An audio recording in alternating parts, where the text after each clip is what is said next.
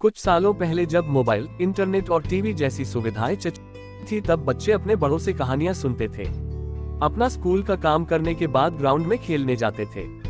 कहानियां सुनने से बच्चों को अच्छी शिक्षा मिलती थी और खेलने से शरीर स्वस्थ रहता है।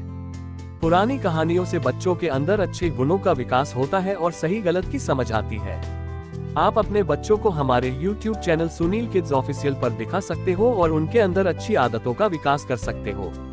ध्यान रहे, जो शिक्षा बचपन में दी जाती है वही बच्चों के व्यक्तित्व का विकास करती है। तो आइए देखते हैं राजमहल का सच। उस राजमहल में ऐसा क्या था कि राजा के नवजात पुत्र केवल कुछ ही समय के लिए जीवित रहते थे। राजा किशनराज एक बहुत बड़े साम्राज्य के राजा थे। उन्होंने अपना राज्य बड़ी कुशलता पूर्वक चलाया, लेकिन शायद होनी को कुछ और ही स्वीकार था। राजा किशनराज का निधन आकस्मिक हो गया, तो उनके एक लौते पुत्र सभ्यराज को उनकी गद्दी दी गई। नौजवान राजा आखिर था तो किशनराज का ही पुत्र, वो भी अपने पिता की तरह बहुत ही प्रतिभाशाली था। उसने कुछ ही समय में राज्य की सारी बागडोर अच्छे से संभाल ली। राजा की मां यानी किशनराज की पत्नी पहले ही स्वर्ग सिधार चुकी थी। राजा अपने पिता की एकलौती संतान था और अब उनके माता और पिता दोनों ही नहीं थे।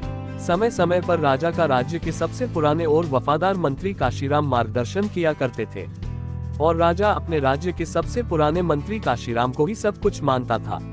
एक दिन काशीराम ने राजा को अब विवाह करने की सलाह दी। राजा को उन्होंने पास के राज्य की राजकुमारी प्रेरणा के बारे में बताया। कहा कि प्रेरणा बहुत ही गुणवती और संस्कारी है, साथ ही समझदार भी। आपके साथ इस राज्य को चलाने में भी आपको बहुत सहयोग करेगी। राजा ने पहले कुछ समय तक मना किया, लेकिन लड़की और उनके परिवार के बारे में सुनकर राजा ने उनकी बात मान ली। राजकुमारी और उनके परिवार वाले पहले ही राजा से बहुत प्रभावित थे, इसलिए वो विवाह के लिए तैयार थे। आखिर ऐसे राजा से शादी कौन नहीं करना चाहेगा। बड़ी धूमधाम के साथ राजा की शादी हो गई। शादी के बाद प्रेरणा इस राज्य में आ गई। राजा प्रेरणा की सुंदरता के साथ उनकी समझदारी का भी बहुत बड़ा प्रशंसक बन गया। ऐसी कई बातें थी जो राजा बल से नहीं हल कर सकता, उसे प्रेरणा अपनी सूझबूझ से सुलझा देती थी। राजा और रानी दोनों ही एक दूसरे को पाकर बहुत ही खुश थे। उन दोनों में प्रेम प्रगाढ़ था। ठीक 1 साल बाद रानी प्रेरणा गर्भवती हो गई। राजा और रानी दोनों अपनी पहली संतान के लिए बहुत खुश थे। भगवान का बहुत धन्यवाद दे रहे थे। राजा ने योजना बनाई थी कि उनकी संतान होने पर वो पूरे राज्य को निमंत्रण देंगे। आखिरकार वो दिन आ ही गया और रानी ने एक पुत्र को जन्म दिया।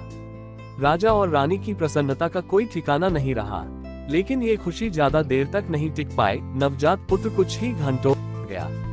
राजा और रानी के साथ मंत्रीगण और सेवक सभी बहुत दुखी हो गए। काशीराम ने राजा को हौसला दिया और कहा कि भगवान की मर्जी के आगे किसकी चली, आप खुद को संभाले और रानी को भी हौसला दे। राजा ने रानी को हौसला दिया, साथ ही खुद को भी। वो समय भी निकल गया। राजा और रानी उस दुख से उभरने लगे। उन्होंने इस सत्य को स्वीकार किया और अपने आने वाले जीवन के लिए फिर से योजनाएं बनाने लगे। कुछ समय बाद फिर रानी गर्भवती हो गई। इस बार राजा और रानी कुछ ज्यादा सतर्क थे। समय समय पर दाई और वैद्य से परामर्श लिया गया ताकि पिछली बार जैसा फिर कुछ ना हो। समय आने पर फिर रानी ने फिर एक पुत्र को जन्म दिया, लेकिन इस बार भी वो पुत्र कुछ घंटों का ही मेहमान था। राजा रानी को लगा कि ऊपर वाला उनके साथ ऐसा क्यों कर रहा है। अब ये बात सोचने योग्य हो गई थी। राजा ने अब दूसरे तरह के उपाय करना शुरू कर दिए। सब कुछ होते हुए भी राजा के राजमहल में एक अगल खालीपन था। विरोधी राजा और शत्रुओं ने राजा की इस अवस्था का लाभ उठाकर राज्य पर हमले करना शुरू कर दिए। अपने निजी जीवन में इस परेशानी का प्रभाव कई बातों पर पड़ा। राजा अपना कुछ राज्य हार गया। राज्य की जनता का भी राजा पर से विश्वास कम होता जा रहा था। बातें थी कि जो अपनी संतान नहीं बचा पा रहा है, लगता नहीं वो राज्य को बचा पाएगा। इन सारी समस्याओं के बीच रानी प्रेरणा अपने प्रयासों में लगी हुई थी। वो राज्य में ऐसे ही जा जाकर राज्य के वासियों से मिलने लगी। रानी क्या कर रही है ये किसी को पता नहीं था। फिर करीब 6 महीने बाद वो राजा को बोली कि अब हमारी संतान की मृत्यु नहीं होगी, लेकिन उसके लिए आपको मेरी बात मानना पड़ेगी। राजा पहले ही जानता था कि रानी बुद्धिमान है और कहना मानना हमेशा ही उनके लिए अच्छा रहा है, इसलिए राजा झट से हाँ बोलते हुए बोला कि हाँ, आप जो बोले, जैसा बोले वैसा ही होगा। बताइए, रानी बोली। आज रात के बाद मैं अज्ञात जगह चली जाऊंगी और संतान प्राप्ति के बाद में उचित समय पर वापस आ जाऊंगी। आप मुझे ढूंढने का प्रयास मत कीजिएगा। राजा बोला, अज्ञात, यह आप क्या कर रही है? आप रानी होकर ऐसी बातें कर रही है, आप कहाँ रहेगी? रानी बोली कि अगर आपको हमारी संतान चाहिए तो आपको मेरी बात माननी पड़ेगी। राजा कुछ न कह सका। फिर रात में राजा जानता था कि वो अपनी रानी से अब पता नहीं कब मिल पाएगा। रात्रि के बाद सुबह जब राजा नींद से जागा तब रानी जा चुकी थी। काशीराम के द्वारा पूछे जाने पर राजा ने कहा कि प्रार्थना करें हम अपने इस प्रयास में सफल हो जाए। राजा को भरोसा था कि रानी जहां भी होंगी वो इतनी बुद्धिमान और समझदार है कि परिस्थितियों का सामना कर सकती है। साथ ही उसे ये भी विश्वास था कि रानी जो बोल के गई है वैसा ही होगा। उनकी संतान इस बार जीवित रहेगी, इसलिए राजा अब अपने विरोधियों से निपटने लगा। वो अब विश्वास से भरा था, जिसके कारण उसे इसके अच्छे परिणाम मिल रहे थे। फिर एक दिन अचानक लगभग 10 माह बाद ही एक सुबह रानी गोदी में बच्चा लिए आए। पुत्र था करीब 1 माह का। राजा की खुशी का ठिकाना नहीं रहा। राज्य भी उसने सभी को निमंत्रण भिजवा दिया गया। राजा ने रानी को धन्यवाद दिया, कहा यह आपने कैसे किया और हमसे क्या गलती हो रही थी। रानी बोली उचित समय पर आपको बता दूंगी। राजा अपने महल में नए मेहमान नन्हे राजकुमार के साथ बहुत खुशी खुशी जीवन व्यापन करने लगा। साथ ही राजा के राज्य का विस्तार होने लगा।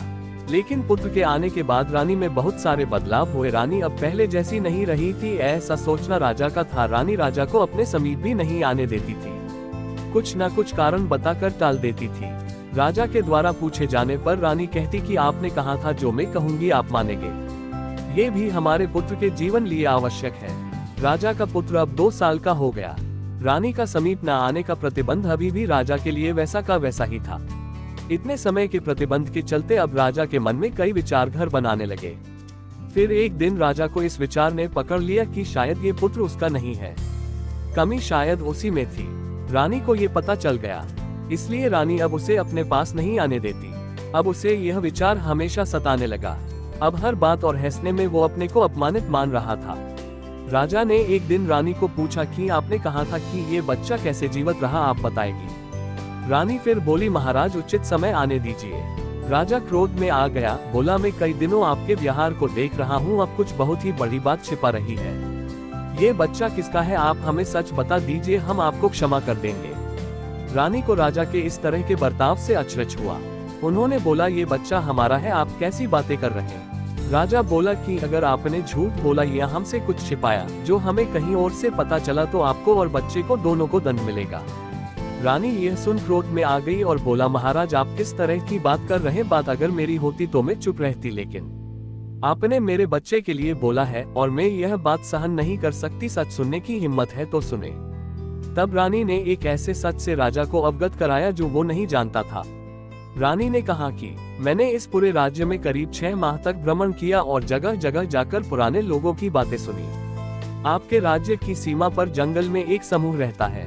उनके कुल देवता में उनकी अटूट आस्था है और उनमें शक्ति भी है। साथ ही समूह का एक प्रधान है जो पूरे समूह का ध्यान रखता है। उनकी वाणी मतलब उनके देवता की वाणी।